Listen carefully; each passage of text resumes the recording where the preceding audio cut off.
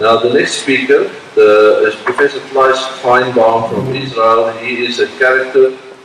We know him from the beginning of Presbymania. He had also worked in South Africa, in Natal, in the university there, a number of years. He may like to tell you. His topic has changed. He is now going to speak about the patient selection for presbyopia treatment. Claes. Thank you very much. Good morning, everybody. Nice to see that you are so bright and fresh in the morning.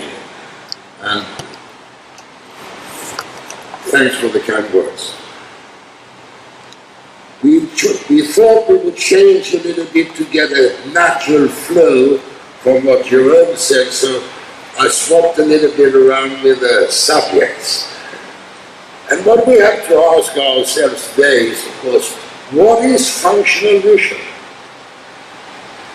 And to contradict a little bit, to cause a stir, Snellen does not really take into account the real world.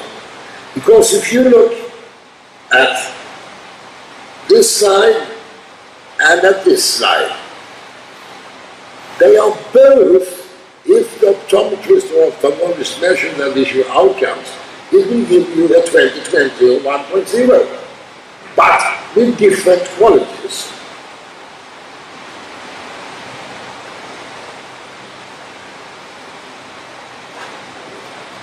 So what we really can say is that Snellen visual acuity is not quite the same as functional vision.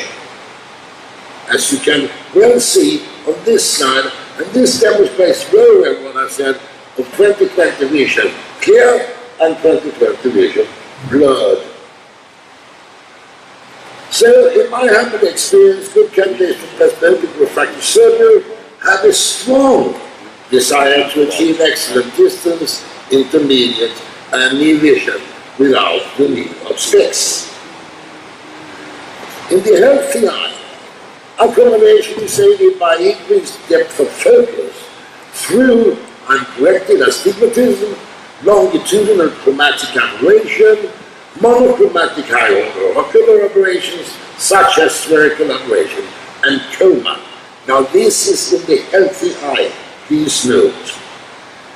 Age 60 and above, and they still can probably see a little bit of here. Why is that? That is due to age-related changes in the pupil size, which is decreased, i.e. increase of depth of focus, and spherical aberration, which is increased due to changes in the shape of the crystalline lens. So we've made impressive improvement on our refractive surgery. In the around 2007, 2008, we thought about at year 2010, we will have 20/20 vision, that is to say, supervision. But, there is a but. It is very clear that supervision is not the ultimate correction anymore. Because they will have such a small depth of focus that even a mid-distance target will require an accommodative response in order to achieve an optimal retinal image. So, when we choose our patients, we need to take into account the following: have a history of excessive complaints regarding their glasses or contact lenses, drive at night as a profession, are happy wearing glasses, have pre-existing unrealistic expectations of visual improvement, problems with nighttime glare, and have pre-existing significant ocular surface disease, that is to say, dry eyes. Patients must be able to adapt to glare and halos. This is the biggest problem we have, either if you do refractive surgery for presbyopia or implant multifocal, trifocal lens, or what have you not. They have to be able to adapt to glare and halos. Astigmatism, another fact for you. Now, watch out, because even a little bit more than half a diopter of astigmatism will certainly decrease the vision outcome and the vision quality of that patient. And this you will recognize, the immediate post-operative healing and the effect of visual acuity. You've heard this many times. Doc, I don't think this really worked. I don't see so well. So what this in fact means is that you are required to have more chair time to explain to these patients that hopefully, pray God, it will be better in the future or in a couple of weeks. Now, of importance for the vision quality, you have to bear in mind the ocular surface of these patients. They are 45, 50, many of them can have or will have a dry eye syndrome. Whether it's regarding volume or it's regarding quality, it doesn't matter. If you don't have a good system, the outcome will not be that good. Sorry. Neuro-adaptation takes about 2 to 6 months, and age, as a matter of fact, is not the determining factor. And again, as I stated before, chair time is necessary. Neuro-adaptation, you all know about. This you might probably not know about. Neurogenesis is an adaptive roles in learning and in memory, changing of environments, depression and moods. This is also a very important factor when you choose your patients for surgery. Monocular and binocular changes will absolutely take place, and this is again visual adaptation to these new methods or ways of seeing. The patient profile,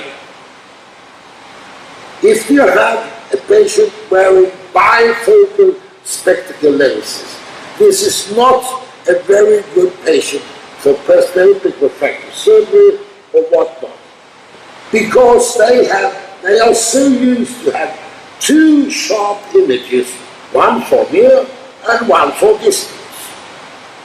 For example, we take, and here we have an excellent example in the world of optics. You remember all the Franklin bifocal lens, where he had or the executive bifocal lens. The lens is built on that, and it has been quite a successful IOL for patients. Spherical aberrations we need to take into account as well, of course. Now, there are psychology in all this. Sorry, it's the willpower.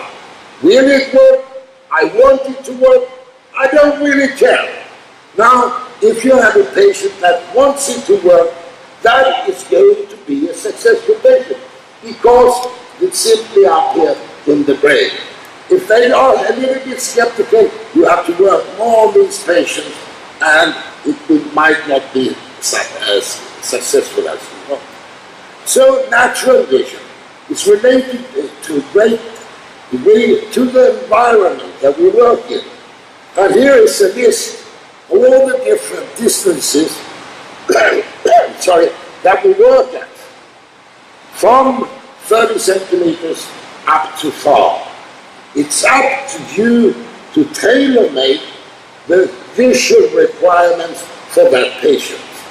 So customize is the right word. I give you some take-home messages. Consideration for choosing a refractive surgical procedure include patient preferences and patient age.